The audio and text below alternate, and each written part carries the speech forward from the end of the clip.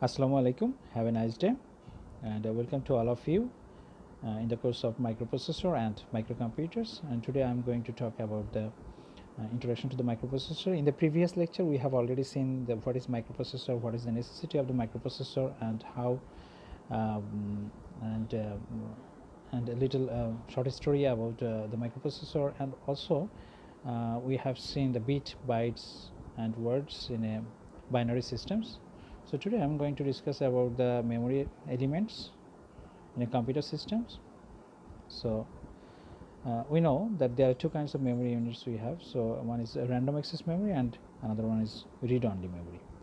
So আমরা জানি যে random access memory টা আসলে random locations can be read and write, and on the other hand the ROM আসলে হচ্ছে read-only memory, right? So we just read the memory. Okay, so programmer instructions and data that will be loaded into the memory all times. আমরা যত প্রোগ্রামের ডেটাগুলা instructions which comes from the input devices or which it comes from the central processing unit, the data will be temporarily loaded into the random access memory. আচ্ছা, আর random access memory হচ্ছে যখন আমাদের machine will be turned off, then the contents of the memory will be lost. Okay, এটা আমরা সবাই জানি।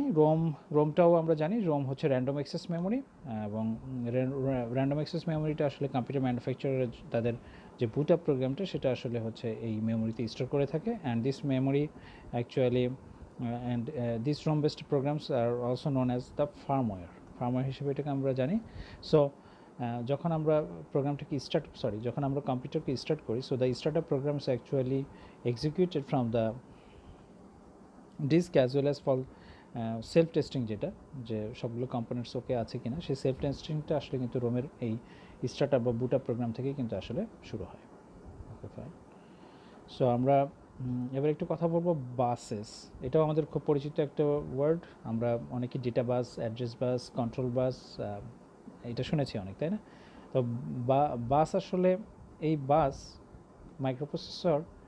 আচ্ছা, আমরা কম্পিউটারের টোটাল ইউনিটের মধ্যে আমরা তিনটা ইউনিট একদম ফার্স্ট লেকচারে বলেছিলাম যে সিপিইউ সেন্ট্রাল প্রসেসিং ইউনিট থাকবে, মেমোরি ইউনিট থাকবে এবং ইনপুট আউটপুট সার্কিট থাকবে। সো যখন processor wants to communicate with memory and the input output circuits, তো তখন আসলে কি আমরা প্রসেসর আসলে কী পাঠাবে? সিগন্যাল কমিউনিকেট করবে উইথ ইনপুট আউটপুট সার্কিটের সাথে অ্যান্ড অ্যাজ ওয়েল অ্যাজ মেমোরির সাথে। তাহলে যখন এই সেট অফ ওয়্যার্স, এই যে তাদের মধ্যে যে সেট অফ কানেকশনস আমরা সেট আপ করবো, সেটাকে আমরা বলছি হচ্ছে bus. Okay, so there are three kinds of signals actually we control. সেটা একটা হচ্ছে অ্যাড্রেস বাস, একটা হচ্ছে ডেটা বাস, আর একটা হচ্ছে কন্ট্রোল বাস। ওকে, সো তাহলে তিন ধরনের সিগন্যালের জন্য আমাদের তিন ধরনের বাস আছে। আচ্ছা, এখন আমরা একটা এক্সাম্পল দিয়ে এটা বুঝতে চাই। লাইক আমি একটা contents I want to read it from memory location, আমি একটা মেমোরি লোকেশন থেকে একটা কন্টেন্ট রিড করতে চাই। সো সিপিইউ প্রথমে কী করবে? সিপিইউ একটা অ্যাড্রেস প্লেস করবে মেমোরি লোকেশনসে। সেটা সে কিসের মাধ্যমে করবে? সেটা সে করবে হচ্ছে অ্যাড্রেস বাসের মাধ্যমে। আমরা এরপরে আমরা ডায়াগ্রাম দেখব সিস্টেম বাসের, যে বাস নিয়ে আমরা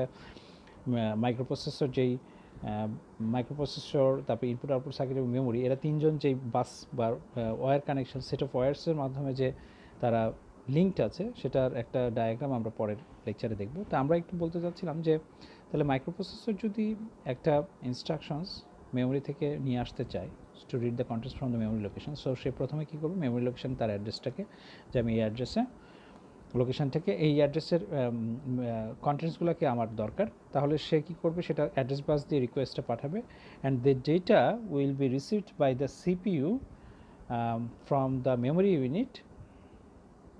সেটা কী হবে? সেটা হচ্ছে ডেটা বাস। তাহলে ডেটা বাস দিয়ে সে পাবে হচ্ছে ডেটাটা, অ্যাড্রেস বাস দিয়ে সে রিকোয়েস্ট করলো। এখন কন্ট্রোল সিগন্যাল, এখানে কন্ট্রোল সিগন্যালের কাজ কি? কন্ট্রোল সিগন্যাল আসলে হেল্প করবে যে to perform the read or right operations. এখন আমি মেমোরিতে কি রিড করবো নাকি মেমোরিতে রাইট অপারেশনও হবে, তাই না? আচ্ছা, সো যেহেতু দুই ধরনের অপারেশনস হয়ে থাকে, সো এই কন্ট্রোল সিগন্যালটা পাঠানো হবে হচ্ছে কিসের মাধ্যমে? কন্ট্রোল বাস দিয়ে। ওকে, তো this is the diagram of system bus. আমরা দেখতে পাচ্ছি তিন ধরনের বাস আছে, কন্ট্রোল বাস, অ্যাড্রেস বাস এবং ডেটা বাস। আর আমাদের কম্পিউটার সিস্টেম টোটালি আমরা রিপ্রেজেন্ট করি যে তিনটে ইউনিটের মাধ্যমে। First one is central processing unit, then memory, then input output device. তো আমরা দেখতে পাচ্ছি এখানে সিপিইউ অ্যাড্রেস বাসের মাধ্যমে অ্যাড্রেস মেমোরির কাছে চাইবে, আবার মেমোরি আবার ডেটা পাঠাবে হচ্ছে অ্যাড্রেস বাসের মাধ্যমে। Okay fine. Then input output ডিভাইসের কাছে মেমোরি ইনপুট নেওয়ার জন্য এবং পরবর্তীতে সিপিইউ থেকে যে ইনফরমেশনটা প্রসেস হয়ে মেমোরিতে আসবে সেটা আবার আউটপুট হিসেবে দেখানোর জন্য কিন্তু তার সাথে লিঙ্ক আছে। আমরা দেখতে পাচ্ছি এটা ডায়াগ্রাম দেখে খুব সুন্দরভাবে এটা এখানে ডিফাইন করা আছে। ওকে,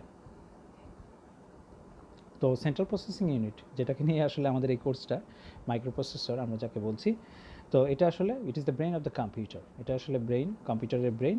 ইট can controls the computer by executing the programs. আচ্ছা, সো এই ব্রেইন, প্রসেসরের যেই ব্রেইন, মানে প্রসেসরের যেই আমরা যে ইনস্ট্রাকশনস পাঠাবো সেই ইনস্ট্রাকশনসগুলো আসলে কি, মানে সেটা তো আসলে এক্সিকিউট করবে একটা প্রোগ্রামের মাধ্যমে, তাই না?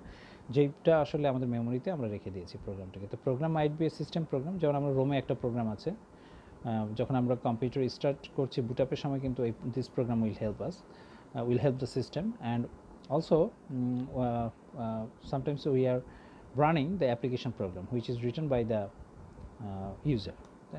ওকে, তাহলে আমরা দেখলাম যে কম্পিউটার সিপিইউ মানে সেন্ট্রাল প্রসেসিং বা মাইক্রোপ্রসেসরকে আমরা আসলে ইনস্ট্রাকশনস পাঠাবো, সেটা instructions comes from the input output devices or sometimes it comes from the program that is stored in the in our system, inside the system. আচ্ছা, তো এই যে প্রত্যেকটা সিস্টেম, তো আমরা যখন কোনো একটা পার্টিকুলার অপারেশনের জন্য, আমি একটা অ্যাডিশন করব, এখন অ্যাডিশন করার জন্য আমি যখন এই পার্টিকুলার কিছু ইনস্ট্রাকশনস তাকে পাঠাচ্ছি তখন এটাকে বলা হচ্ছে ইনস্ট্রাকশন সেট।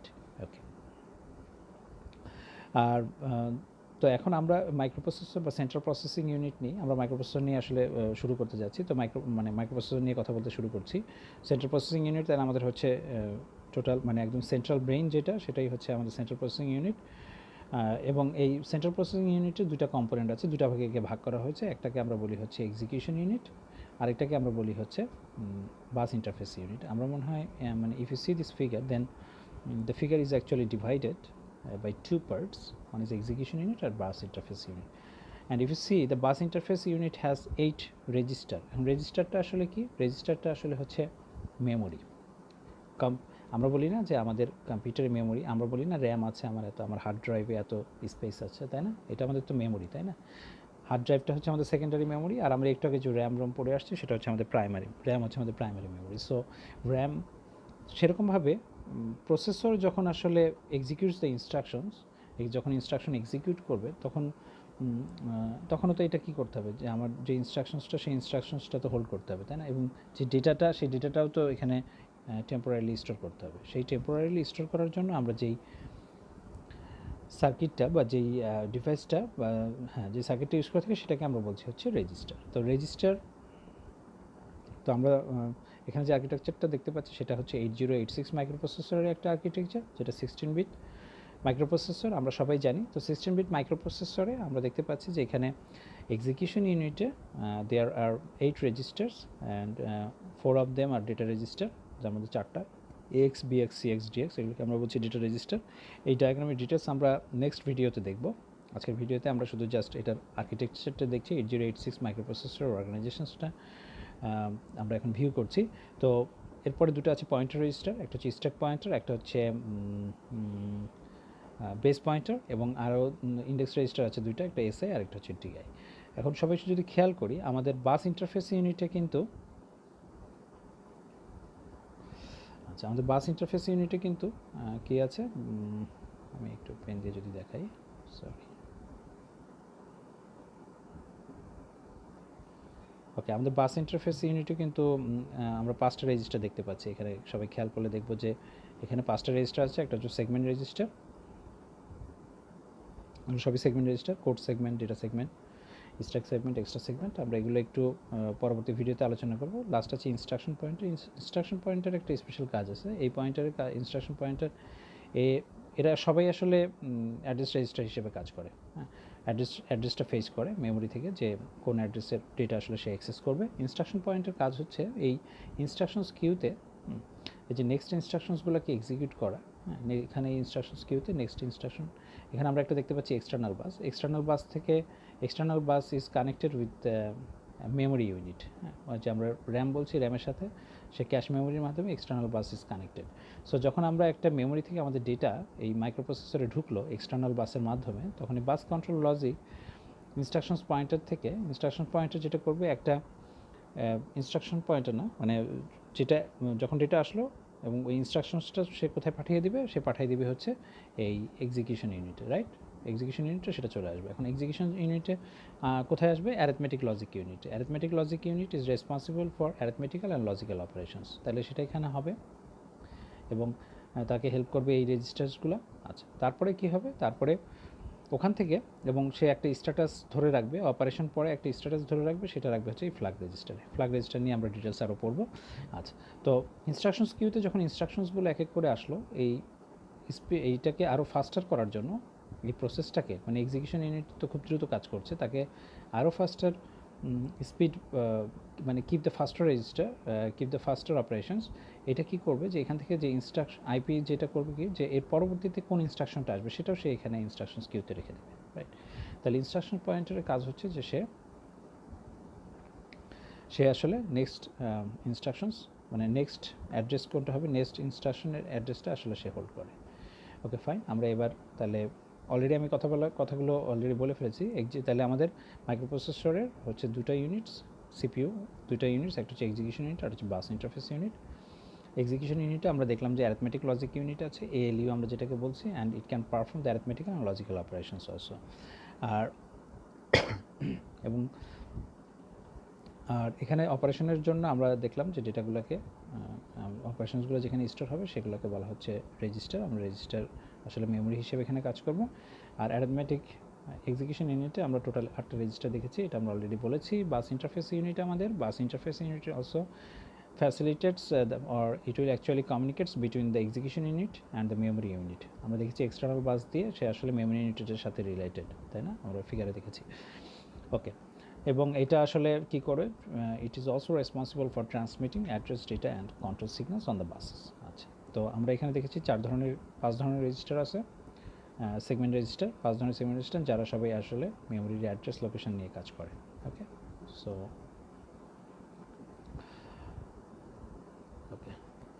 আজকে এই পর্যন্তই। আমরা নেক্সট ভিডিওতে আসলে দেখব যে সিপিইউ যে আর্কিটেকচার আমরা দেখছিলাম সেখানে অনেকগুলো রেজিস্টার সম্পর্কে আমরা দেখেছি। রেজিস্টারের ডিটেলসগুলো আমরা হচ্ছে নেক্সট ভিডিওতে কভার করার চেষ্টা করব ইনশাল্লাহ। সাথে আরও কিছু থাকবে। সবাই সেই পর্যন্ত ভালো থাকি, সুস্থ থাকি। আল্লাহ হাফেজ, and thanks for your patience hearing.